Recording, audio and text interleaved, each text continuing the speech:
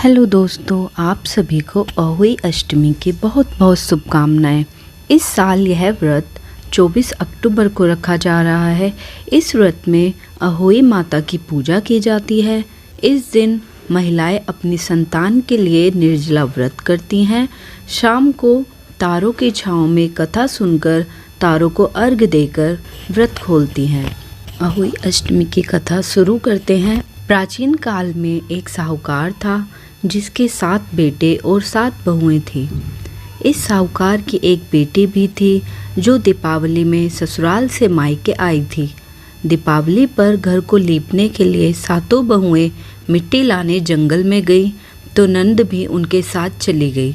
दीपावली से पहले कार्तिक बदी अष्टमी को 7 बहुएं अपनी इकलौती नंद के साथ जंगल में मिट्टी लेने गई।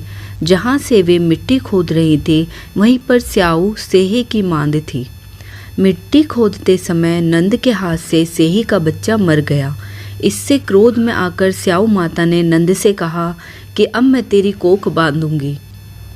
तब नंद अपनी 7 भाभियों से प्रार्थना की कि तुम में से कोई मेरे बदले अपनी कोख बंधवा लो। सभी भाभियों ने अपनी कोख बंधवाने से मना कर दिया। लेकिन छोटी भाभी सोचने लगी, अगर मैं कोख ना बनाऊंगी तो सासू जी नाराज होंगी। ऐसे विचार कर नंद के बदले छोटी भाभी ने अपनी कोख को बंधवा लिया। उसके बाद जब उसे जो बच्चा होता वह 7 दिन बाद मर जाता।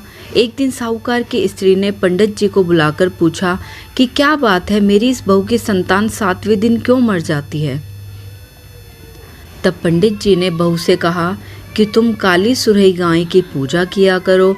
उन्होंने बताया कि दरअसल काली गाय स्याई माता की भाईली है, वह तेरी कोख छोड़ तो तेरा बच्चा जिएगा।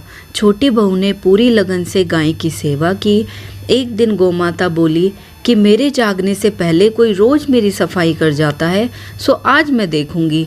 गोमाता खूब तड़के जागी तो क्या देखती है कि साहूकार के बेटे की बहू उसके नीचे सफाई आदि कर रही है। इससे गोमाता प्रसन्न हुई और बोला कि मैं तुझसे प्रसन्न हूँ, तुझे जो चाहिए वो मांग ले।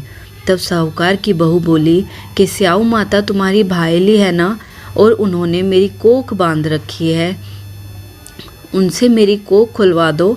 गोमाता ने कहा अच्छा। तब तो गोमाता 7 समुंदर पार अपनी भाईली के पास उसको लेकर चली। रास्ते में कड़ी धूप थी, इसलिए दोनों एक पेड़ के नीचे बैठ गई। इतने में वहाँ एक सांप दिखाई दिया। उसी पेड़ पर गरुड़ पंखनी के बच्चे थे। सांप गरुड़ पंखनी के बच्चों को मारने लगा। तब साहूकार की बहू ने सांप को मारकर ढाल के नीचे दबा दिया और बच्चों को बचा लिया। थोड़ी देर में गरुड़ पंखनी आई तो वहाँ खून पड़ा देखकर साहूकार की बहू को चोंच मारने लगी। तब साहूकारनी बोली कि मैंने तो तेरे बच्चों को मारा नहीं है, बल्कि सांप तेरे बच्चों को डसने आया था। मैंने तो तेरे बच्चों की रक्षा की है। इससे गरुड़ पंखनी प्रसन्न हुई और बोली कि मांग क्या मांगती है। वह बोली 7 समुद्र पार स्याऊ माता रहती है, मुझे तो उसके पास पहुंचा दे। तब गरुड़ पंखनी ने दोनों को अपनी पीठ पर बैठाकर स्याऊ माता के पास पहुंचा दिया। स्याऊ माता उन्हें देखकर बोली कि आ बहन, बहुत दिनों बाद आई।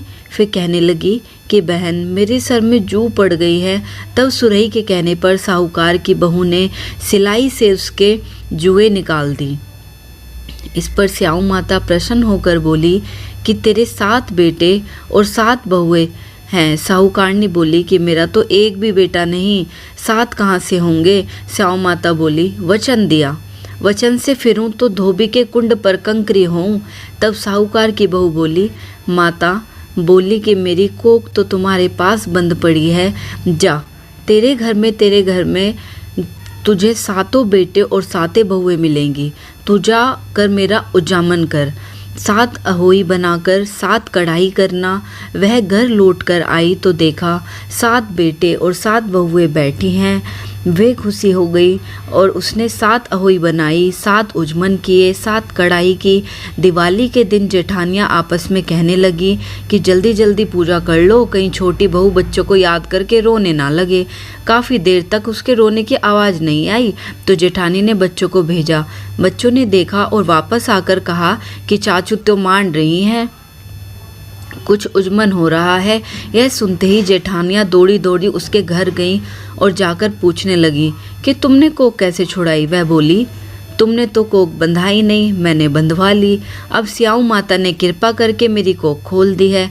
हे स्याऊ माता ने जिस प्रकार उस साहूकार की बहू की कोख खोली, उस प्रकार हमारी भी खोलिएगा, सभी की खोलिएगा। कहने वाले की तथा हुंकार भरने वाले तथा परिवार की भी कोख खोलिएगा। बोलिए अहोई माता की जय।